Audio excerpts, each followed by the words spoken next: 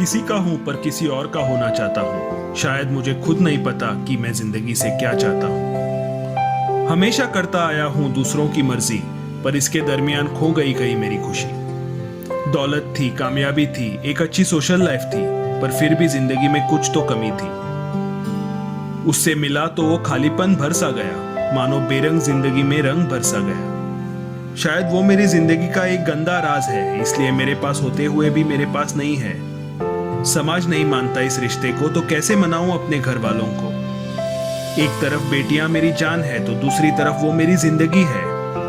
उसको चुनूं तो मेरा घर टूट जाएगा, ना चुनूं तो मेरी जिंदगी बिखर जाएगी।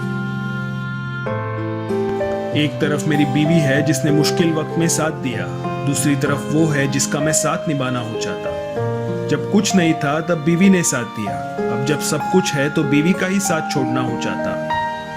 बेटियां मुझसे नफरत करने लगी हैं, माँ को मुझ पर घिन आने लगी है।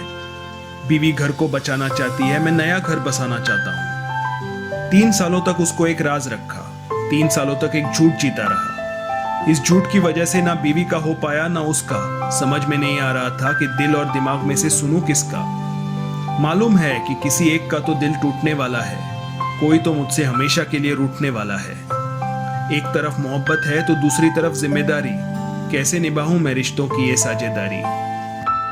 जब परिवार को छोड़कर उसके पास गया तो पल पल परिवार का ख्याल सताने लगा, पर जब परिवार के साथ होता हूं तो उसके साथ के लिए तरसता हूं। बीवी माजी था तो वो मुस्तकबिल है, और इस माजी और मुस्तकबिल के दरमियान मेरा मौजूदा तबाह हो रहा है। अपनी असुरक्षा की भावना में मैंने उससे चोरी छुपके शादी की। अपनी बेटी की शादी से 2 दिन पहले मैंने ये बेवकूफी की। बीवी के 23 साल के करवा चौथ के व्रत का कर्ज मैंने इस कदर चुकाया, अपनी बीवी के जज्बातों का जरा भी ख्याल नहीं किया। अब जब उसके साथ हूं तो हर पल बीवी का ख्याल आता है। शायद उसका होकर भी मेरा दिल मुकम्मल तौर पे उसका नहीं हो पाया है। इस दिल को अब रोज सताती एक कश्मकश है, कौन हमसफर है और कौन सिर्फ कहने को हमसफर है।